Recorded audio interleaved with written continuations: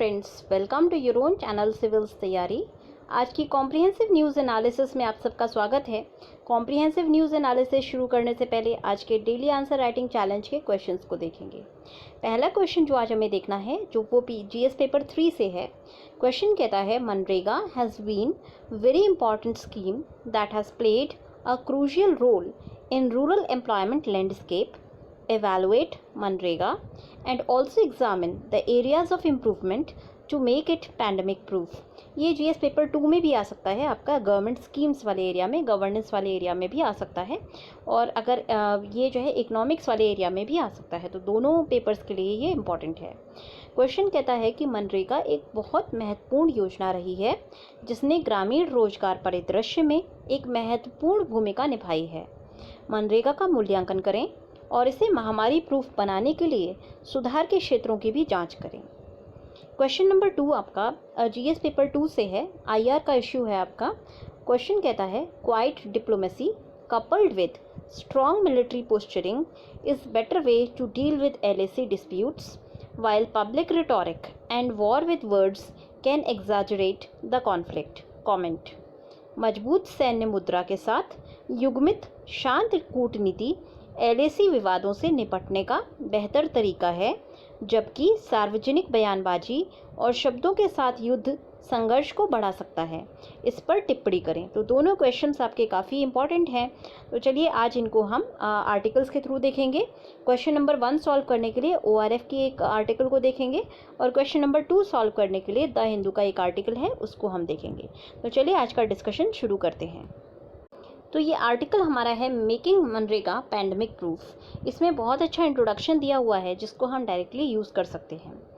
एक जो prolong national lockdown था कोविड-19 को रोकने के लिए, उसने जो है काफ़ी बड़े स्केल पर रिवर्स माइग्रेशन किया है। देखिए गाइस, रिवर्स माइग्रेशन टर्म आपका प्रीलिम्स पॉइंट ऑफ व्यू से इंपॉर्टेंट है, जहां से आपको पूछा जाएगा रिवर्स माइग्रेशन क्या होता है। मेंस पॉइंट ऑफ व्यू से भी रिवर्स माइग्रेशन पे क्वेश्चंस आ सकते हैं, और डेटा आजकल जो रिवर्स माइग्रेशन पर आ रहा है बहुत इंपॉर्टेंट डेटा है, उसको आप अपने आंसर राइटिंग में किसी न किसी तरह यूज़ कर सकते हैं। तो जो भी रिवर्स माइग्रेशन का आपको डेटा मिलेगा उसको आपको अपनी फैक्ट बुक में डालना है। जो पहली बार इस वीडियो को देख रहा है उसको मैं बता देती हूँ, फैक्ट बुक नाम का एक आपने फोल्डर बनाना है वन नोट में या एवर नोट, जो भी आप यूज़ करते हैं। वहाँ पे डेली जो हमारे एडिटोरियल्स में डेटा आता है या फिर हमारे जो भी डेटा आएगा उसको आप मतलब जो आर्टिकल्स में डेटा आता है उसको मैं चैनल पे भी डालती हूँ फैक्ट बुक के नाम से। तो वो डेटा आपको फैक्ट बुक में डालना है, बाद में रिविजन के टाइम पे आप उसको सेग्रीगेट कर सकते हैं। जीएस पेपर 1, 2, 3 उस हिसाब से आप सेग्रीगेट कर सकते हैं। वैसे भी मैंने आपको बता दिया है ये आर्टिकल आपका जीएस पेपर 2, 3 के लिए है, तो दोनों में आप फैक्ट बुक में डेटा डालेंगे रिवर्स माइग्रेशन का। चलिए आगे बढ़ते हैं। तो हमने ये देखा कि कोविड-19 की वजह से बहुत ज़्यादा रिवर्स माइग्रेशन हुआ है वर्कर्स का, और ये रिवर्स माइग्रेशन जो है एक बार काफ़ी सुर्खियों में लेकर के आया है एक पर्टिकुलर प्रोग्राम को, जो कि काफ़ी मदद कर रहा है इन रिवर्स माइग्रेंट्स की, और उस प्रोग्राम का नाम है आपका मनरेगा। अभी हमारे चैनल से नोटिफिकेशन आया था, आपने अगर अभी तक हमारा चैनल ज्वाइन नहीं किया है तो सिविल्स तैयारी का चैनल आप ज्वाइन कर सकते हैं। बहुत सारे जो माइग्रेंट वर्कर्स थे, गेस्ट वर्कर्स थे, वो अपने होम स्टेट्स को लौटे हैं पैंडमिक की वजह से, क्योंकि इसने उनकी इकोनॉमी पर, जॉब्स पर, स्पेसिफिकली इनफॉर्मल सेक्टर पे बहुत बुरा एक असर डाला है। यहाँ पे जो स्कीम है मनरेगा वो दोबारा फोकस में आ जाती है, क्योंकि ये स्कीम ऐसी रही है जिसकी बहुत बार भर्त्सना की गई है, जिसके जो है बार बार जिसके ऊपर कमेंट्स किए गए हैं, जिसको एज अ फेलियर बताया गया है, बट इसको एज अ आज के टाइम में वो एक लाइफ सेविंग स्कीम के रूप में उभर के सामने आई है। अगर मई की बात करें तो देखिए ये डेटा काफ़ी इंपॉर्टेंट है। सिर्फ मई में रिकॉर्ड नंबर में 417.7 मिलियन लोगों ने काम किया है मनरेगा में। तो ये जो राइज़ था ये 13% जो है राइज़ है पिछले साल से, 13% ज़्यादा राइज़ रहा, और कितना था 417.7 मिलियन पर्सन डेज। तो ये इतना काम रहा मनरेगा में। जब भी हम कैलकुलेट करते हैं वर्क को तो हम पर्सन डेज ऑफ वर्क में कैलकुलेट करते हैं, तो ये 417.7 million person days of work रहा मनरेगा में सिर्फ मई में। और इसके अलावा अगर हम बात करें जॉब ये कितने हाउस होल्ड्स कवर हुए हैं, तो मई 2020 में जो हाउस होल्ड की कवरेज है वो 31% बढ़ी है पिछले साल के मुकाबले। तो पिछले साल जो है आपके जो भी नंबर था उससे 31% ज़्यादा नंबर रहा मई 2020 में। जो टोटल हाउस होल्ड्स कवर हुए थे वो 28 मिलियन थे, और ये हाईएस्ट एवर रहा है इस मंथ के लिए, एक मंथ के लिए, जब से ये स्कीम चालू हुई थी। तो स्कीम जो है 15 साल पहले चालू हुई थी, तब से ये सबसे हाईएस्ट फिगर है। 28 मिलियन हाउस होल्ड्स ने काम किया है मनरेगा के अंडर। तो अगर हम छोटे में देखें तो इन शॉर्ट अगर हम बोलें तो मनरेगा एक डिसेंट सेफ्टी नेट है, और ये रे ऑफ होप के रूप में उभर के सामने आई है उन लोगों के लिए जो इस वक्त वैश्विक महामारी से जूझ रहे हैं। तो उनके लिए कहीं ना कहीं सेफ्टी कवरिंग के रूप में इमर्ज हुई है। मनरेगा क्यों मनरेगा को यूज़ किया जाना चाहिए? वर्ल्ड बैंक ने जो है इसको रिकॉग्नाइज किया है आज largest state sponsored job scheme. तो ये सबसे बड़ी, विश्व की सबसे बड़ी जॉब स्कीम है जो स्टेट स्पॉन्सर्ड है और पॉवर्टी इरेडिकेशन के लिए चलाई गई है। मनरेगा एक फ्लैगशिप प्रोग्राम था कांग्रेस लेड यूपीए का 2004 और 9 में, और ये कोर आइटम रहा है कांग्रेस पार्टी के मैनिफेस्टो का 2004 में, और उसको जो है बाद में कॉमन मिनिमम प्रोग्राम के रूप में यूपीए 1 में लाया गया था। इसको डिज़ाइन करने के लिए सिर्फ कांग्रेस ने नहीं बल्कि एक सिविल सोसाइटी एक्सपर्ट्स का बहुत बड़ा योगदान रहा है। पॉलिसी प्रैक्टिशनर्स ने इसको डिज़ाइन किया है, और इसको जो है बेसिकली डिज़ाइन किया गया था रूरल डिस्ट्रेस को एड्रेस करने के लिए, जिससे कि कम से कम 100 डेज़ का जो एम्प्लॉयमेंट है वो अनस्किल्ड मैनुअल वर्क में प्रोवाइड किया जा सके रूरल हाउस होल्ड्स को। इनिशियली ये 2006 और 7 में केवल 200 रूरल डिस्ट्रिक्ट्स को कवर कर रही थी, बट आज के टाइम में ये सभी 691 डिस्ट्रिक्ट्स को कवर करती है। तो ये इसकी इम्पोर्टेंस को दर्शाता है। इनिशियली अगर मनरेगा की बात करें तो ये इसका एम था कि क्रिटिकल एसेट्स को बिल्ड किया जाएगा रूरल एरियाज़ में, स्पेसिफिकली जो ड्रॉट प्रोन एरियाज़ हैं। तो उस वक्त एक स्कीम चलती थी ड्रॉट एरियाज़ के लिए, जो वर्ल्ड बैंक ने जिसको जो है फंडिंग की हुई थी, उसी स्कीम के साथ मिला करके मनरेगा के वर्क को भी यूज़ किया गया था, जिससे कि वाटर हार्वेस्टिंग स्ट्रक्चर्स बनाए जा सके, फ्लड मैनेजमेंट किया जा सके, एम्पावरमेंट किया जा सके पुअर और मार्जिनलाइज्ड कम्युनिटीज़ का। एक बड़ी हाईलाइट जो इस स्कीम की थी वो था कि जो एक सेंट्रल रोल होगा इसमें वो पंचायती राज इंस्टीट्यूशंस को दिया जाएगा। पंचायती राज इंस्टीट्यूशंस जो है वर्क को आइडेंटिफाई करेंगे कि कौन सा काम होना चाहिए, फिर कौन से बेनिफिशरीज होने चाहिए, और ग्राम पंचायत को जो काम दिया गया था उनको भी क्रूशियल रोल दिया गया था कि स्कीम को रन कराने का काम ग्राम पंचायत के हाथ में था। कम से कम ये डिमांड ड्रिवन स्कीम थी, तो जिस चीज़ की डिमांड होगी, जिस एसेट की डिमांड होगी पर्टिकुलर एरिया में, वो एसेट की बिल्डिंग की जाएगी। उसके साथ साथ यहाँ पे जो एम्फेसिस था वो ट्रांसपेरेंसी के ऊपर था। बहुत सारी फ्लैगशिप स्कीम्स फेल हुई हैं क्योंकि उनमें ट्रांसपेरेंसी और अकाउंटेबिलिटी नहीं रही है।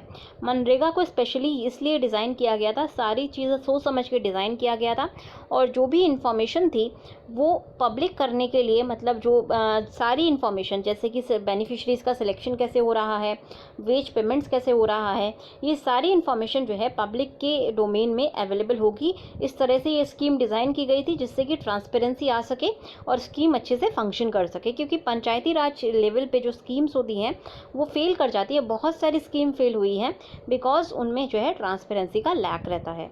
अब जॉब स्कीम वेबसाइट हर स्टेट की है जो है वो डेटा प्रोवाइड करती है रियल टाइम बेसिस पे किस तरह से स्कीम का इम्प्लीमेंटेशन हो रहा है। सबसे जो बड़ा एस्पेक्ट है इस स्कीम का वो है प्रोविजन ऑफ सोशल ऑडिट। सबसे जो बेस्ट एस्पेक्ट था इस स्कीम का वो था सोशल ऑडिट का।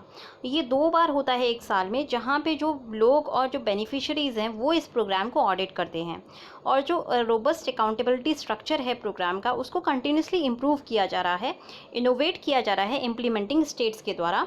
गोल्स जो है कि गोल्स वो अनचेंज्ड हैं। अब एनडीए गवर्नमेंट की और मनरेगा की बात करते हैं। इकोनॉमिस्ट और पॉलिसी प्रैक्टिशनर्स जो है काफ़ी क्रिटिकल रहे हैं क्योंकि ये स्कीम एक एंटाइटल्ड और राइट बेस्ड स्कीम है। कुछ लोगों ने कहा था कि मनरेगा को यूज़ करके बस गड्ढे खोदते हैं लोग, मिट्टी से खेलते हैं, ग्रेवी ट्रेन इसको जो है नाम दिया गया था। और बीजेपी ने भी शुरू में इस स्कीम को काफ़ी ज़्यादा क्रिटिसाइज़ किया था। इसको as a failure of UPA government कहा था इसको, कि ये यूपीए गवर्नमेंट का फेलियर था कि 60 साल में भी गरीबी को इरेडिकेट नहीं कर पाए, तो गड्ढा खोदने के लिए स्कीम बना दी। बट जो नई डिस्पेंसेशन थी, जो नई गवर्नमेंट आई है, उसने जो है काफ़ी इंटरेस्ट लिया था एम्पावरमेंट के नैरेटिव में, और बहुत सारी टेक्नोलॉजी को यूज़ करना शुरू किया था, जैसे कि जनधन, आधार, मोबाइल, ट्रिनिटी। मनरेगा को भी इसी तरह से जो है यहाँ पे इन्होंने चेंज करने की कोशिश की थी। शुरू में जो है फ़ंड का एलोकेशन कम किया गया था, बट धीरे धीरे फ़ंड एलोकेशन, जैसे कि डिमोनेटाइजेशन हुआ, फिर जीएसटी का जो इम्प्लीमेंटेशन हुआ था, तो उस वक्त जो क्राइसिस था फार्म सेक्टर में और इनफॉर्मल सेक्टर में, उसको रिड्यूस करने के लिए एनडीए गवर्नमेंट ने जो एलोकेशन था स्कीम का, वो काफ़ी ज़्यादा बढ़ा दिया था। कुछ उसके अपने चीफ मिनिस्टर्स, बीजेपी के चीफ मिनिस्टर्स ने भी पॉलिटिकल कैपिटल को जो है, तो धीरे धीरे यहाँ पे जो स्कीम का एलोकेशन है वो बढ़ाया गया है। 2019 में सबसे ज़्यादा एलोकेशन था इस स्कीम के लिए। एनडीए गवर्नमेंट ने इसी स्कीम के साथ ही एनडीए गवर्नमेंट ने एक और स्कीम चालू की थी, उन्नति, जिसको एलोकेशन किया था 20,000 करोड़ का। मनरेगा वर्कर्स जो एज ग्रुप 18 से 45 के बीच में थे, उनको वोकेशनल स्किलिंग प्रोवाइड करने के लिए गवर्नमेंट ने ग्रुप ऑफ मिनिस्टर्स को एक टास्क दी है, जिससे कि वेज और मीन्स फाइंड किए जा सकें, जिससे कि इस स्कीम को लिंक किया जा सके स्किल डेवलपमेंट प्रोग्राम के साथ। तो ओवरऑल इससे ये कह सकते हैं कि एनडीए गवर्नमेंट ने फाइनली इस स्कीम के साथ भी को भी थोड़ा सा ट्वीक करके बेटर करने की कोशिश की है। और एक चीज़ हर गवर्नमेंट को समझ में आ गई है, ऑपोजिशन से रूलिंग पार्टीज़ तक, कि ये स्कीम बहुत इंटीग्रल है और बहुत इम्पॉर्टेंट है एम्प्लॉयमेंट प्रोवाइड करने के लिए रूरल एरियाज़ में। अब कोविड-19 में मनरेगा का रोल देखते हैं। नेशन वाइड जो लॉकडाउन है, उसने कोरोना वायरस को स्प्रेड करने के लिए जो लगाया गया था, उसने एक बहुत बड़ा ह्यूमैनिटेरियन क्राइसिस क्रिएट किया, जिसने रिवर्स माइग्रेशन किया था। मतलब माइग्रेंट वर्कर्स अपने होस्ट स्टेट को लौटने लगे थे। एक एस्टिमेट बताता है कि ऑलमोस्ट 30 मिलियन माइग्रेंट वर्कर्स जो है वो अपने घरों को वापस लौट के आए हैं। कल हमने फिगर देखा था, ये 52 लाख के आसपास का था। तो जो रिवर्स माइग्रेशन है, उसकी वजह से यूनियन गवर्नमेंट को एडिशनल एलोकेशन 40,000 करोड़ का करना पड़ा है मनरेगा में। और ये जो है टोटल अगर हम एलोकेशन देखें 2010 से 2021 तक, 2011 का, सॉरी ये 11 आएगा, तो उस वक्त जो है 61,500 करोड़ था। तो उससे आप देख सकते हैं बहुत ज़्यादा एलोकेशन किया गया है। तो ऑलमोस्ट जो एलोकेशन है वो काफ़ी ज़्यादा इंक्रीज़ किया गया है। जैसे जैसे लॉकडाउन के काब्स जो है रिड्यूस होंगे, वैसे वैसे जो वर्कर्स हैं जो कि अभी रिटर्न हो चुके हैं, वो वापस जो है जॉब स्कीम वगैरह को ढूंढने की कोशिश करेंगे, जिससे कि वो थोड़ा सा रोज़गार अपना बना सके। और उस वक्त जो है मनरेगा as a last ray of hope के रूप में दिखाई देती है। इसीलिए डिमांड मनरेगा वर्क की उन स्टेट्स में आई है जहाँ पे बहुत ज़्यादा रिटर्नी माइग्रेंट्स आए हैं। मतलब जिन स्टेट्स में सबसे ज़्यादा माइग्रेंट्स वापस लौट के आए हैं, वहाँ से मनरेगा की जो डिमांड्स है वो ज़्यादा आई है। फॉर एग्जांपल यूपी हुआ, छत्तीसगढ़, एमपी, बिहार, झारखंड और उड़ीसा। लेटेस्ट डेटा जो दिखाता है वो ये है कि अकेले मई में 50.5 मिलियन मैन डेज जो है वो यूटिलाइज हुए हैं यूपी के अंदर। इसी तरह से अगर आप छत्तीसगढ़ की बात करेंगे तो छत्तीसगढ़ में 41.5 मिलियन मैन डेज की डिमांड थी, और एमपी में 37.3 मिलियन मैन डेज की डिमांड रही। इसी तरह से जो नंबर ऑफ हाउस होल्ड्स हैं, मतलब जो लोग हैं जिन्होंने यूटिलाइज़ किया है इस स्कीम को, वेस्ट बंगाल में उनमें जो इंक्रीमेंट रहा वो 214.5% का रहा, उड़ीसा में 113.5% का रहा, और बिहार में 62.1% का रहा है मई में। तो इन शॉर्ट हम ये कह सकते हैं कि ये मनरेगा एक बहुत बड़ी सोशल प्रोटेक्शन प्रोग्राम के रूप में उभर के सामने आई है, और स्पेसिफिकली ग्लोबल पैंडमिक के टाइम में, जो क्योंकि ये ग्लोबल पैंडमिक जब हमारी इकोनॉमी को, लाइवलीहुड्स को थ्रेटन कर रहा है, तो ये एक सेफ्टी नेट है जो पुअरेस्ट हाउस होल्ड को कुछ सेफ्टी और सिक्योरिटी प्रोवाइड किए हुए हैं। अब कुछ क्वेश्चंस हैं जो हम मनरेगा के रिगार्ड में हम रेज कर सकते हैं। पहला ये है कि मनरेगा जो है लीन सीज़न के लिए मीन की गई थी, अप्रैल में जून के लिए इसको डिज़ाइन किया गया था। तो उसको जो है उसके साथ साथ मनरेगा की जो लिमिट होती है वो 100 डेज़ की होती है। एक साल में 100 डेज़ का जो रोज़गार है वो दिया जाता है। अब देखिए कोविड जो है पैंडेमिक, वो काफ़ी ज़्यादा फैला हुआ है। अप्रैल मई जून ये 3 महीने निकल चुके हैं, ऑलरेडी जो 100 डेज़ हैं वो ख़त्म होने को आ गए हैं। क्राइसिस अभी तक ख़त्म होने का नाम नहीं ले रहा है। तो एक बड़ा क्वेश्चन ये है कि अब अगर इसको जो है 100 डेज़ की अगर जो लिमिट है वो नहीं हटाई गई, तो फिर जो डिमांड ऑफ वर्क है उसको कैसे फुलफ़िल किया जाएगा और इस प्रोलॉन्ग डिमांड को कैसे जो है गवर्नमेंट फुलफ़िल करेगी। दूसरी चीज़ ये है कि अगर गवर्नमेंट जो है नंबर ऑफ़ डेज़ को बढ़ाती है तो किस तरह के जॉब्स को ये प्रायोरिटी मिलनी चाहिए। तो ये दूसरा क्वेश्चन है। पहला क्वेश्चन है कि जो नंबर ऑफ़ डेज़ इस स्कीम में है मैंडेटेड 100 डेज़, वो बहुत कम है, क्योंकि हमारा अगर हम लॉकडाउन का ही पीरियड देखें तो 10 वीक का लॉकडाउन था। ऑलरेडी हमारे 100 डेज़ होने को आ गए हैं। ऐसे में अभी इकोनॉमिक जो सिनेरियो है वो इम्प्रूव नहीं हुआ है, तो 100 डेज़ इस वक्त सफिशिएंट नहीं है। तो पहला क्वेश्चन है कि नंबर ऑफ़ डेज़ को इम्प्रूव करना चाहिए, इंक्रीज़ करना चाहिए। दूसरा क्वेश्चन है कि अगर गवर्नमेंट नंबर ऑफ़ डेज़ को इंक्रीज़ करती है तो फिर वो किस तरह के वर्क्स को कम कराएगी। फॉर एग्ज़ाम्पल जो मनरेगा का इनिशियली जो मनरेगा स्टार्ट हुआ था तो वो ड्रॉट प्रूफिंग के लिए स्टार्ट हुआ था और रूरल एसेट्स को क्रिएट करने के लिए स्टार्ट हुआ था। अब ये परपेचुटेड तो कंटिन्यू नहीं हो सकता, क्योंकि कभी ना कभी एसेट बिल्ड हो जाएंगे। अगर आप सिर्फ इस स्कीम को एसेट बिल्डिंग में रखते हैं तो फिर सब स्टैंडर्ड एसेट बनाए जाएंगे, क्योंकि लोगों को ये डर रहेगा कि अगर लॉन्ग लास्टिंग एसेट बना दिए तो अगले साल काम नहीं मिलेगा। इसीलिए मनरेगा के वर्क को एक्सपैंड करना बहुत ज़रूरी है। फॉर एग्ज़ाम्पल अभी रिसेंटली डिमांड आई थी साउथ इंडिया के स्टेट से कल ही मैंने आपको जो है आर्टिकल काट के डाला था ग्रुप में, अगर आपने देखा होगा। तो कॉफ़ी जो प्लांटर्स हैं वो लोग डिमांड कर रहे थे कि मनरेगा के वर्कर्स को कॉफ़ी प्लांटेशन में यूज़ किया जाए। तो ये एक्सपेंशन काफ़ी ज़रूरी है, क्योंकि एसेट बिल्डिंग जो है सिर्फ एक सस्टेनेबल मोड नहीं हो सकता इस स्कीम को चलाने के लिए। उसी तरह से जो मटेरियल और वेज का कॉस्ट रेशियो होता है 60 to 40%, वो भी चेंज होना चाहिए। क्यों नहीं इसको जो है टाई करते हैं किसी परमिटेड वर्क्स के साथ। तीसरा चीज़ है कि मनरेगा के वर्कर्स को रेस्ट्रिक्ट कर दिया जाता है कि वो जो है नेशनल वर्क, हाईवे का वर्क या फिर पब्लिक वर्क जैसे कि रेलवे, जिनको लेबर की रिक्वायरमेंट है उसमें काम नहीं करने देते हैं। तो क्या इनको हम एंगेज करा सकते हैं? यहाँ पे ये एक क्वेश्चन है कि हम मनरेगा के वर्कर्स को यूज़ करके जो नेशनल एसेट बिल्डिंग है उसमें भी हम यूसेज इनका करा सकते हैं।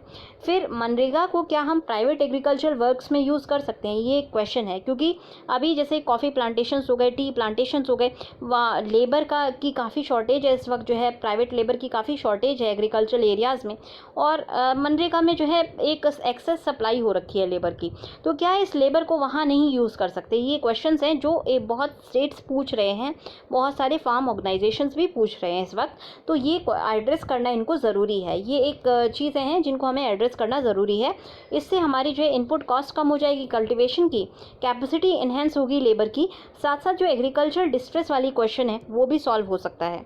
उसी के अलावा अगर हम मनरेगा को एड के वर्कर्स को यूज़ करके स्मॉल और मार्जिनल फार्मर्स को एड करने की कोशिश करें तो इससे जो कहीं ना कहीं जो हमारा एग्रीकल्चरल प्रोडक्टिविटी है वो भी इम्प्रूव होगी। तो रीपर्पस करना इस स्कीम को काफ़ी ज़रूरी है। हमने देखा है जब से इसका इंसेप्शन हुआ है काफ़ी स्कीम में रीपर्पसिंग की गई है, इनोवेटिव आइडियाज़ लाए गए हैं, स्कीम को एक्सपैंड किया गया है, फंडिंग इसमें इंक्रीज़ की गई है। तो और ज़्यादा इसको जो है रीपर्पस करने की ज़रूरत है, जिससे कि ये इम्पैक्टफुल और सस्टेनेबल बन सके। अभी तो ऑलरेडी सस्टेनेबल है, बट और ज़्यादा इम्पैक्टफुल और सस्टेनेबल बनाने के लिए हमें कुछ एरियाज़ को इम्प्रूव करना होगा। पहली चीज़ ये है कि हमें प्राइवेट वर्क्स को अंडरटेक करा सकते हैं, प्राइवेट एग्रीकल्चरल वर्क्स इसके अंडर लाए जाने चाहिए। दूसरी चीज़ जो नेशनल लेवल की एसेट बिल्डिंग होती है उसमें हम पार्टिसिपेट कर सकते हैं मनरेगा के वर्कर्स को। तीसरी चीज़ ये है कि जो नंबर ऑफ़ डेज़ हैं उनको हमें एक्सपैंड करना चाहिए।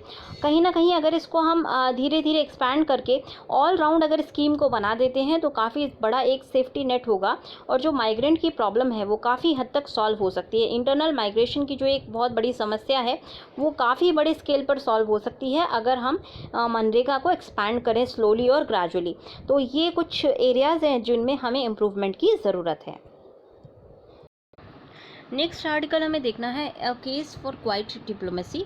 बहुत अच्छा आर्टिकल है और यहाँ पे जो है इन्होंने एविडेंस बेसिस पे दिखाया हुआ है कि जब भी इस तरह के स्टैंड ऑफ होते हैं तो बेस्ट चीज़ जो गवर्नमेंट कर सकती है वो है कि क्वाइट जो है डिप्लोमेसी करे। 9 जून को इंडियन आर्मी और चाइनीज़ ट्रूप ने डिसंगेजमेंट करना शुरू कर दिया था, जैसा कि अभी हमने थोड़ी देर पहले देखा। बट जो अपोजिशन है उसके जो कमेंट्स रहे हैं वो बिल्कुल जो है इस स्पिरिट में अच्छे नहीं रहे। चाइनीज़ ट्रूप के जो है 2.5 किलोमीटर ड्रॉबैक करने के बावजूद भी अपोजिशन की तरफ से कमेंट आना कि Chinese have walked into our and taken our territory in Ladakh. Meanwhile the PM is absolutely silent and vanished from the scene. ये जो रिटॉरिक्स होती हैं पब्लिक में, ये रैंप अप करने की जो बात होती है, इससे कहीं ना कहीं जो ऑनगोइंग डिसंगेजमेंट है वो वीकेंड होता है। तो ये चीज़ें जो है हमारे नेशनल हित में सही नहीं है। स्ट्रैटेजी जो चाइना से डील करने की है, चाहे वो यूपीए की हो चाहे वो एनडीए की हो, सिमिलर स्ट्रैटेजी है कि क्वाइट डिप्लोमेसी करनी चाहिए। देखिए चाइना एक बुली है, बुली के सामने अगर आपको अगर बुली से जीतना होता है तो आपको कोई भी बुली हो, आपने बहुत सारे बुलीज़ को अपनी लाइफ में एंगेज किया होगा।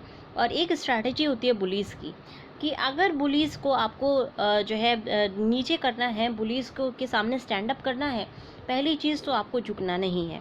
तो इंडिया जो है कहीं पे भी किसी, अगर वो चाहे 2013 का स्टैंड ऑफ हो, डोकलाम का स्टैंड ऑफ हो, फिर अभी प्रेजेंट स्टैंड ऑफ हो, तो इंडिया ने हमेशा जो है अपना स्टैंड पॉइंट क्लियर रखा है और इंडिया ने कभी भी जो है बैक डाउन नहीं किया अपने स्टैंड से। तो चाइना से डील करने की बेस्ट स्ट्रैटेजी यही है कि आपको अपने स्टैंड पॉइंट ऑफ व्यू से पीछे नहीं हटना है, फर्म रहना है अपने स्टैंड पे। दूसरा, एक बुली को जो है पब्लिक के सामने इंसल्ट होते हुए अच्छा नहीं लगता है। तो इसीलिए सेकंड बहुत इम्पॉर्टेंट जो हमें देखना है वो ये है कि क्वाइट पे वे में डिप्लोमेसी की जानी चाहिए। अगर आप उसको पब्लिक फोरम पे इंसल्ट करेंगे तो वो बुली कभी भी पीछे नहीं हटेगा। तो यही चीज़ हमारी स्ट्रैटेजी है चाइना के साथ डील करने में, जहाँ पे हम क्वाइट डिप्लोमेसी करते हैं, क्वाइट बट फर्म डिप्लोमेसी हमारी होती है। तो जो हमारी सिचुएशन है, हमने देखा था अभी पिछले वाले आर्टिकल में कि 5 पॉइंट्स पे जो है लद्दाख में स्टैंड ऑफ चल रहा था, उसमें से एक पॉइंट पे अभी भी स्टेटस को चेंज नहीं हुआ है। पांगोंग सो पे अभी भी चाइनीज़ सोल्जर्स जो है टिके हुए हैं। बहुत अच्छी लेक है पांगोंग सो, आप यहाँ पे देख सकते हैं, बहुत ब्यूटीफुल है। और यहाँ पे इस तरह का जो स्टैंड ऑफ होना काफ़ी अनफॉर्चुनेट है और काफ़ी जो है सीरियस डिफरेंसेस हैं जिनको रिजॉल्व करना इजी नहीं है। अब पैटर्न की अगर बात करें रिजोल्यूशन की, तो पास्ट स्टैंड ऑफ में और अभी के स्टैंड ऑफ में एक कॉमन थ्रेड है। और पहला वो कॉमन थ्रेड ये है कि हम क्वाइटली जो है डिप्लोमेसी करते हैं, क्वाइटली जो है अपना पॉइंट ऑफ व्यू रखते हैं चाइना के सामने, बट फर्मली रखते हैं।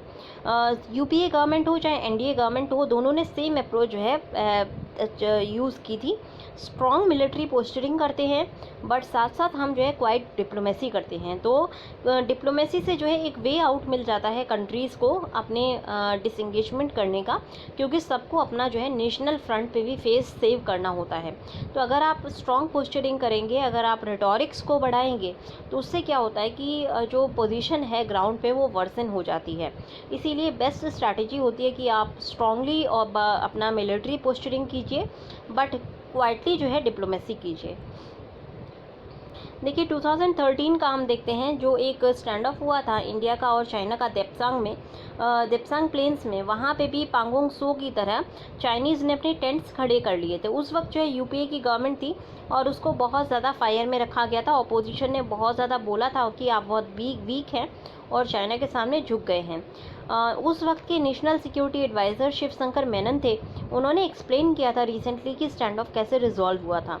उन्होंने कहा कि गवर्नमेंट को पब्लिक अटैक किया जा रहा था और कि गवर्नमेंट ने कुछ नहीं किया है, बट गवर्नमेंट ने प्राइवेटली जो है चाइना को कन्वे किया था कि अगर स्टैंड ऑफ ख़त्म नहीं होता है तो जो अपकमिंग विजिट थी प्रीमियर ली कियांग की, उसको जो है कॉल ऑफ कर दिया जाएगा, विजिट नहीं की जाएगी। उसके साथ साथ ये भी कहा गया था कि अगर मान लीजिए ये डिमांड उस वक्त जो है पब्लिक कर दी जाती, तो चाइना को जो है और ज़्यादा चाइना जो है काफ़ी अड़ियल रवैया ले लेती और फिर आसानी से स्टैंड ऑफ को हम ख़त्म नहीं कर पाते। तो शिवशंकर मेनन की बुक है, अगर आपने अभी तक पढ़ी नहीं है तो आप ज़रूर पढ़िएगा, बहुत अच्छी बुक है। Choices inside the making of India's foreign policy, बहुत ही अच्छी बुक है। स्पेसिफिकली PSIR वाले बच्चों के लिए बहुत अच्छी बुक है, मेरे पास रखी हुई है। बहुत अच्छी बुक है, मुझे सारे इसके चैप्टर्स बहुत अच्छे लगते हैं। आप भी इसको कभी फ्री टाइम मिले तो पढ़िएगा। तो इस बुक में फ़िलहाल लिखा हुआ है कि जो थी सक्सेसफुल आउटकम पे अराइव करने की, वो थी कि पब्लिक रिटॉरिक को जो है काम रखा जाए, ज़्यादा पब्लिक में ये चर्चा ना की जाए गवर्नमेंट अपनी तरफ से कोई भी जो है फर्म बयानबाजी ना करे, स्टेडी रखे पब्लिक रिटोरिक को, स्ट्रेंथ को जो है मिलिट्री बेसिस पे डिस्प्ले करे और एडवर्सरी को एक जो है मौका दे अपना फेस सेव करने का और बाहर निकलने का। ये हमारी प्रेफर्ड सॉल्यूशन थी 2013 में भी, 2017 में भी और अभी 2020 में भी। एनडीए गवर्नमेंट की बात करें तो एनडीए गवर्नमेंट ने भी 2014 में सेम स्ट्रैटेजी अपनाई थी चुमार में। जब उस वक्त जो है चुमार में जो स्टैंड ऑफ चल रहा था, तब प्रेसिडेंट जी जिनपिंग जो है इंडिया के विजिट पे थे। प्राइम मिनिस्टर मोदी को जो है उस वक्त बहुत क्रिटिसाइज़ किया गया था ऑपोजिशन के द्वारा कि वो झूले पे बैठ करके जी के साथ हाथ मिला रहे थे और दूसरी तरफ एलएसी पे जो है चाइनीज़ सोल्जर्स जो है चुमार में स्टैंड ऑफ और मतलब फिस्ट फाइटिंग इंडिया और चाइना की चल रही थी। तो जी की विज़िट चलती रही और इंडिया ने क्वाइटली बट फोर्सफुली जो है चाइनीज़ को रोड बिल्डिंग से स्टॉप किया था और ऑलमोस्ट 2500 सोल्जर्स हमने वहाँ खड़े कर दिए थे और पीएलए के जो सोल्जर्स थे उनको आउटनंबर किया था हमारी बिल्डअप ने, हमारे एलएसी पे जो भी हमारे सोल्जर्स खड़े हुए थे उन्होंने।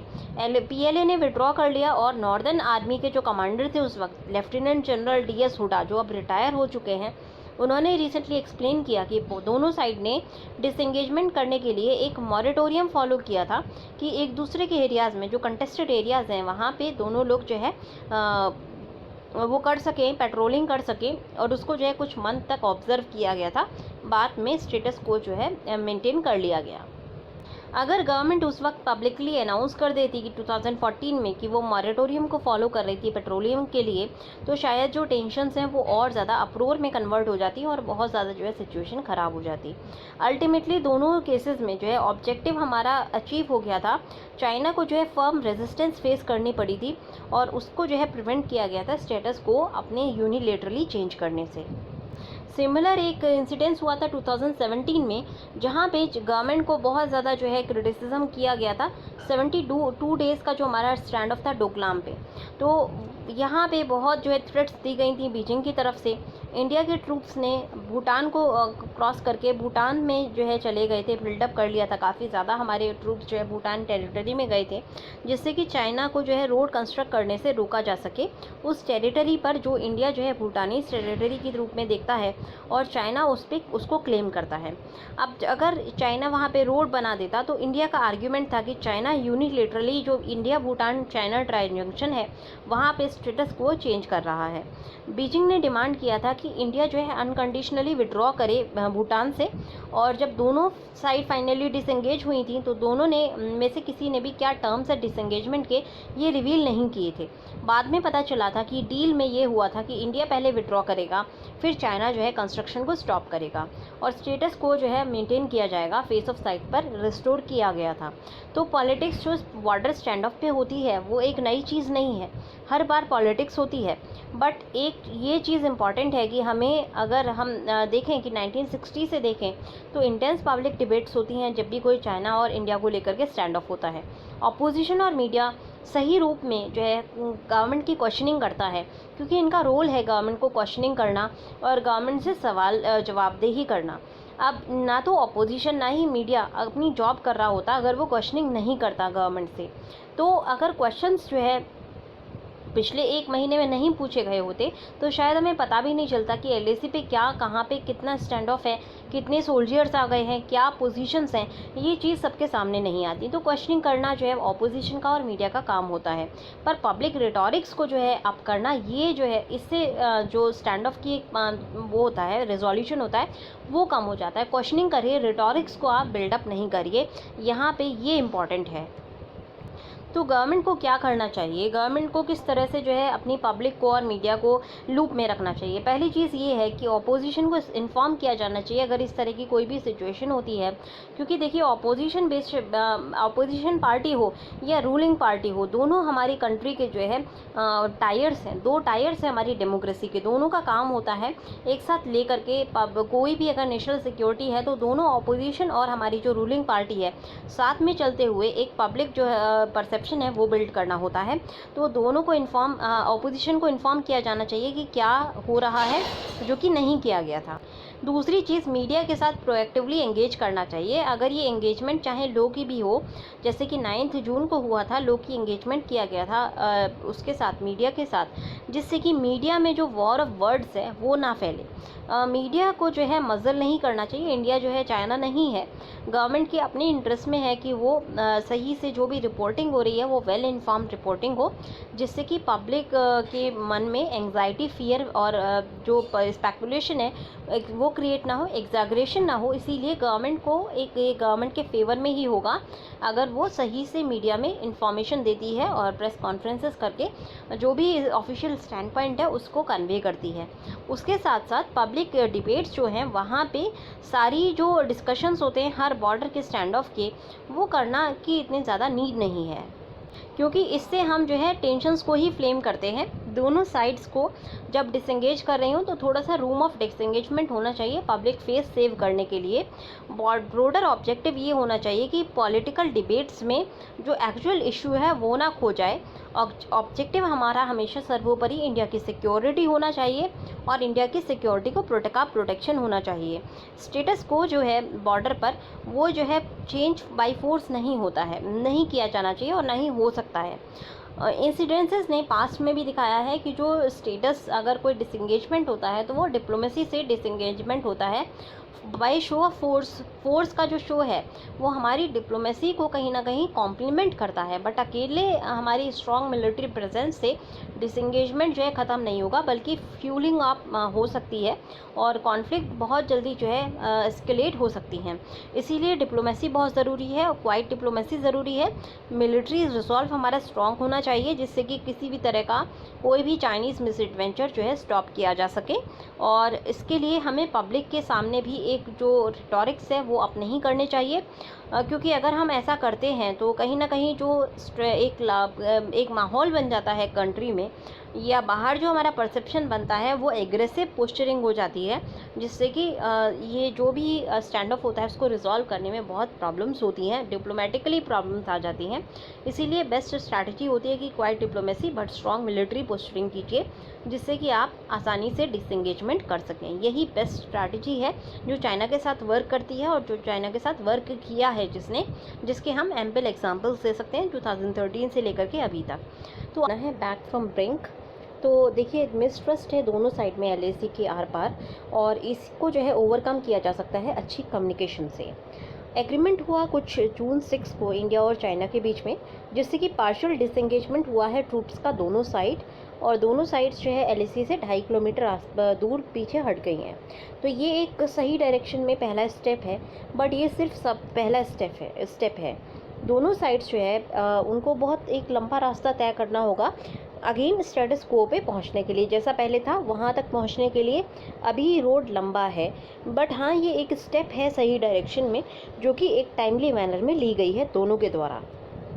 दोनों साइड्स ने आइडेंटिफाई किया है कि 5 लोकेशन है कॉन्फ्लिक्ट्स की वेस्टर्न सेक्टर में, और ये देखिए वेस्टर्न सेक्टर जो लद्दाख में है वहाँ पे 5 एरियाज़ हैं। ये आपके जो है प्रीलिम्स पॉइंट ऑफ व्यू से इंपॉर्टेंट हो जाते हैं। कभी कभी आपको सीधे सीधे मैच दी कॉलम में आ जाता है और यहाँ पे आपको एरिया का नाम दे देंगे, फॉर एग्जांपल नाकुला दे देंगे, और आपको जो है मैच करने के लिए बोला जाएगा कहाँ पर है। फिर कभी कभी आप सर्च करते रह जाते हैं। फॉर एग्जांपल 2015 में एक क्वेश्चन आया था। क्वेश्चन था कि एक बर्ड होती है, वो जो है बस्टर्ड के पीछे पीछे घूमती है, उस बर्ड का क्या नाम है। वो बेसिकली क्वेश्चन इस वजह से आया था बिकॉज उस टाइम जो है एनवायरनमेंट में उस बर्ड को लेकर के एक लेख आया था एनवायरनमेंट के पेज में द हिंदू के अंदर ही। तो इसीलिए जो भी आपके न्यूज़ में प्लेसेस का नाम है ना, वो आपको देखना है कि कहाँ पर लाई करती है। तो आज आप मैप में ज़रूर देखिएगा, चुशुल तो आप ज़रूर देखिएगा, क्योंकि हमारी जो बातचीत हुई थी चुशुल मोल्डो काफ़ी इंपॉर्टेंट था, तो इसीलिए आपको चुशुल देखना है। तो जो 5 एरिया की हम बात कर रहे थे, वो वेस्टर्न सेक्टर में जो 5 एरिया हैं वो हैं आपके पॉइंट 14, 15, 17। 3 तो ये हो गए, चुशुल 4 हो गया, और पांगोंग सो का नॉर्थ बैंक जो हमने फिंगर 4 की बात की हुई थी, और मैंने आपको दिखाया भी था कि फिंगर 4 कहाँ पे लाई करती है। तो ये टोटल हमारे 5 एरिया हैं जहाँ पर वेस्टर्न सेक्टर में लद्दाख में स्टैंड ऑफ है। उसके अलावा एक सेपरेट स्टैंड ऑफ है नाकू ला में, सिक्किम के अंदर। तो ये जो ब्रॉड प्लान है हमारा डिसंगेजमेंट का, यहाँ पे बहुत सारी टॉक्स हुई थी। कर्नल लेवल की टॉक्स हुई हैं, ब्रिगेडियर लेवल की टॉक्स हुई हैं, मेजर जनरल लेवल की टॉक्स हुई हैं उन चारों पॉइंट पे। और आने वाली वीक्स में भी इस तरह की टॉक्स चलती रहेंगी और धीरे धीरे डिसंगेजमेंट का प्रोसेस जो है चालू किया जाएगा। पांगोंग सो को लेकर के सीरियस डिफरेंसेस हैं, ये चीज़ भी मैंने आपको बताई थी। एक्चुअली अगर हम पांगोंग सो को पूरा ये एरिया माने तो जो माउंटेन रिजेस हैं इनको फिंगर कहा जाता है। अब फिंगर 1 से लेकर के 4 तक, अभी तक जो 1 से जो 4 का एरिया है ये चाइना के अभी कंट्रोल में है, और 4 से 8 का एरिया इंडिया के कंट्रोल में है। 4 जो है आपका एक पॉइंट मान सकते हैं जहाँ पे दोनों जो है उस पॉइंट को क्लेम करती हैं। अब अगर इंडिया की बात करें तो इंडिया फिंगर नंबर 1 से 8 तक पूरी लेक को क्लेम करती है, और चाइना अगेन 1 से लेकर 8 तक पूरी लेक को क्लेम करती है। तो ये जो एरिया है पांगोंग सो का, अगेन ये काफ़ी जो है एक कंटेंशियस इशू है, और यहाँ पे अभी भी स्टेटस को चेंज नहीं हुआ है। जो चाइनीज़ हैं ये अभी भी वहाँ पर हैं, फिंगर 4 के आसपास चाइनीज़ ट्रूप अभी भी हैं। और ये अगर कहा जाए इंडिया की, अगर हम मैप वगैरह देखें तो इंडिया की टेरिटरी के अंदर उनको माना जा सकता है, बिकॉज हम फिंगर 8 तक क्लेम करते हैं। तो चाइनीज़ ने क्या किया है कि फिंगर 4 पे जो है टेंट्स को इरेक्ट किया हुआ है, और इससे जो है स्टेटस को चेंज हो जाता है। इंडिया ने साफ कर दिया कि वो कुछ भी एक्सेप्ट नहीं करेगा, जो अप्रैल वाली पोजीशन थी वहाँ पे वापस जाना होगा। तो इंडिया का जो है डिमांड है कि स्टेटस को एंटी जो है रिस्टोर होना चाहिए, और इंडिया अपने ट्रूप का बिल्डअप तब तक डाइल्यूट नहीं करेगा जब तक चाइना जो है पीछे नहीं पहुँच जाता। और LAC से ऑलमोस्ट जो है 10 किलोमीटर दूर चाइना ने jammers, bombers, rocket forces, air defence radars ये सब लाके खड़े किए हुए हैं। 1990 की ट्रीटी के अनुसार LAC से 20 किलोमीटर तक इस तरह की हैवी आर्टिलरी नहीं आप रख सकते हैं। तो एक्चुअली वो जो चाइना ने ये सारी चीज़ें रखी है चाइनीज़ टेरिटरी के अंदर रखी हुई है, बट वो LAC के बहुत पास हैं, और इंडिया डिमांड कर रहा है कि चाइना इन चीज़ों को ड्रॉ डाउन करे, पीछे ले जाए आर्टिलरीज़ को, बॉम्बर्स को, रॉकेट फोर्सेस को, एयर डिफेंस रडार्स को और जैमर्स को, जो उसने अपने LAC के साइड पे इकट्ठी करी हुई हैं। चाइना का कहना है कि इंडिया जो इंफ्रास्ट्रक्चर बना रहा है उससे चाइना को आपत्ति है। तो इंडिया ने इस मुद्दे पे भी साफ कर दिया है कि इंडिया जो है इंफ्रास्ट्रक्चर को डाइल्यूट नहीं करेगा, वो बनाता रहेगा, क्योंकि इंडिया जो है अपनी साइड में बना रहा है, और इंडिया को सोवरेन राइट है इंफ्रास्ट्रक्चर बिल्ड करने का। और चाइना को यहाँ पे लगता है कि जो असिमेट्रिक उसको एडवांटेज मिला हुआ था वो डाइल्यूट हो जाएगा, वो वाटर डाउन हो जाएगा अगर इंडिया भी जो है बना लेता है इंफ्रास्ट्रक्चर को। तो ये कहीं ना कहीं ये जो पूरा स्टैंड ऑफ है वो इंडिया को प्रेशराइज करने के लिए किया गया था चाइनीज़ साइड से, जिससे कि इंडिया इंफ्रास्ट्रक्चर को थोड़ा सा डाइल्यूट कर दे। और कल ही हमने एक न्यूज़ देखा था जहाँ पे BRO, बॉर्डर रोड ऑर्गेनाइजेशन को जो है ऑर्डर दिया गया है कि वो बल्कि और तेज़ कर दे अपना इंफ्रास्ट्रक्चर डेवलपमेंट, जो है रैम्प अप करे और तेज़ी से बिल्डअप करे, जिससे कि हमारा जो पेट्रोलिंग है वो बेहतर तरीके से हो सके। सबसे बड़ा जो टेक अवे है जून 6 की टॉक का वो ये है कि जो कॉप्स कमांडर की फॉर्मल मीटिंग्स होती हैं उनसे बेटर कोऑर्डिनेशन होता है, दोनों साइड एक दूसरे के एरिया बातों को क्लियर कर पाती हैं, और मिसट्रस्ट को कहीं ना कहीं इससे रिड्यूस होता है। तो उसी तरह से अगर हम पॉलिटिकल रिटॉरिक्स अगर हम मीडिया में रखते हैं तो उससे स्टैंड ऑफ और ज़्यादा डिफ़िकल्ट हो सकता है। तो इसीलिए रिटॉरिक्स को कम करके और ग्राउंड वर्क जो है टॉक्स के रूप में किया जाना चाहिए, जिससे कि इस तरह के जो स्टैंड ऑफ्स हैं वो रिपीट ना हो।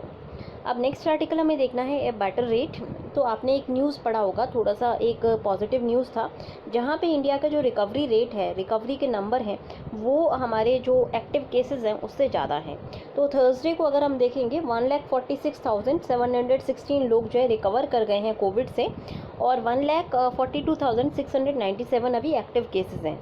ये जो नंबर है जहाँ पे लोग रिकवर कर रहे हैं डिज़ीज़ से, ये बहुत एक अच्छा पॉजिटिव न्यूज़ है डिज़ीज़ की, क्योंकि केस फैटेलिटी रेट केवल 2.8% है। तो ऐसा नहीं है कि बहुत ज़्यादा लोगों को मॉर्बिडिटी होती है या बहुत ज़्यादा लोग जो है इसकी वजह से जान गंवाते हैं, क्योंकि मॉर्टेलिटी रेट या फर्टिलिटी रेट देखें तो काफ़ी कम है। तो रिकवरीज अच्छी है और ये एक जो है पॉजिटिव साइन है। तो फेटलिटी रेट कम होने की वजह से रिकवरीज जो है धीरे धीरे ऊपर ही जाएंगी अगर ग्रॉस मिसमैनेजमेंट नहीं किया गया हेल्थ सिस्टम का। तो वॉरियर्स जो है हमारे फ्रंट लाइन पे जो लोग हेल्थ को देख रहे हैं, डॉक्टर्स का इसमें बहुत बड़ा योगदान है, जो एज ए योद्धा के रूप में लड़ रहे हैं, लगातार कोविड से जंग लड़ रहे हैं। और बहुत सारी बार उनके ऊपर जो है मीडिया की तरफ से, गवर्नमेंट की तरफ से, पेशेंट की तरफ से, पेशेंट के घर वालों की तरफ से जो है प्रेशर होने के बावजूद भी वो लोग अपना दिन रात मेहनत करके काम कर रहे हैं और लोगों की देखभाल कर रहे हैं।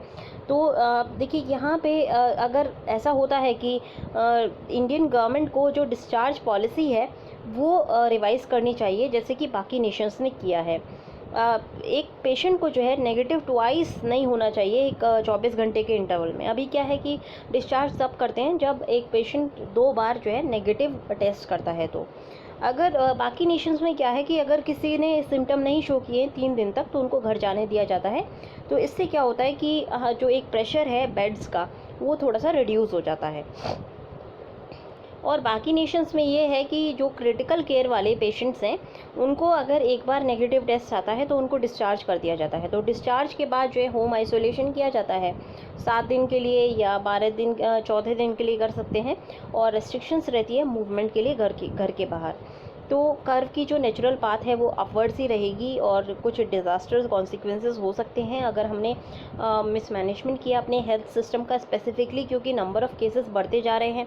आपने सुना ही होगा दिल्ली के जो चीफ मिनिस्टर हैं और दिल्ली के जो हेल्थ मिनिस्टर हैं उनका कहना था कि बेड्स की जो है ग्रॉस कमी है दिल्ली के अंदर। तो कहीं ना कहीं एक ऐसा टाइम है कि हमारे पास डिज़ास्टरस कॉन्सिक्वेंसेस हो सकते हैं अगर हमने ऑप्टिमल यूटिलाइजेशन नहीं किया अपने लिमिटेड हेल्थ रिसोर्सेज का। क्योंकि जब एक शुरुआत हुई थी डिज़ीज़ की उस वक्त हमारे पास जो है कैपेसिटीज़ अच्छी थी। अभी केसेस बढ़ने की वजह से कैपेसिटीज़ हमारी बहुत रिड्यूस्ड हो गई हैं। ऐसे में देखना ज़रूरी है कि जो भी कैपेसिटी है उसका ऑप्टिमल यूटिलाइजेशन हो। गवर्नमेंट को जो भी काम करना चाहिए वो ये होना चाहिए कि रिकवरी रेट जो है इंक्रीज़ करे और नंबर ऑफ़ केसेस धीरे धीरे हमारे कम हो। नहीं तो एक जो खतरा है कम्युनिटी स्प्रेड का वो भी बढ़ सकता है। उसके साथ साथ जो एक फियर और पैनिक और हेल्थ सिस्टम का जो ओवरवेलमिंग है वो हो सकती है, जैसा कि इटली में हुआ था। क्योंकि अब देखिए नंबर ऑफ़ केसेस इंडिया में इतने ज़्यादा होते जा रहे हैं, हम धीरे धीरे 5th पे आ गए थे, अब 4th पे पहुँचने की कगार पे हैं। तो ऐसे में अब स्ट्रैटेजीज़ को रिकैलिब्रेट करने की ज़रूरत है जिससे कि हेल्थ केयर फैसिलिटीज़ जिसको नीड है उसको मिल सके, जिसको इतनी ज़्यादा नीड नहीं है वो अपना घर में ऑप्टिमल यूटिलाइजेशन करे। और बेस्ट जो केयर होगी वो यही होगी, बेस्ट जो स्ट्रैटेजी होगी वो यही होगी कि लोग थोड़ा सा आइसोलेट करके रहें, फिज़िकल डिस्टेंसिंग का ध्यान रखें और मास्क वेयरिंग की जो एटिकेट है उसको हर वक्त फॉलो करें।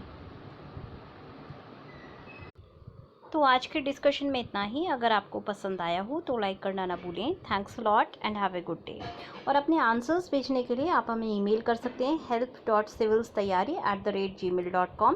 उसके अलावा आप हमारे टेलीग्राम के चैनल ग्रुप पे भी भेज सकते हैं t.me/civilstayari ग्रुप। यहाँ पे भी आप अपने आंसर्स भेज सकते हैं।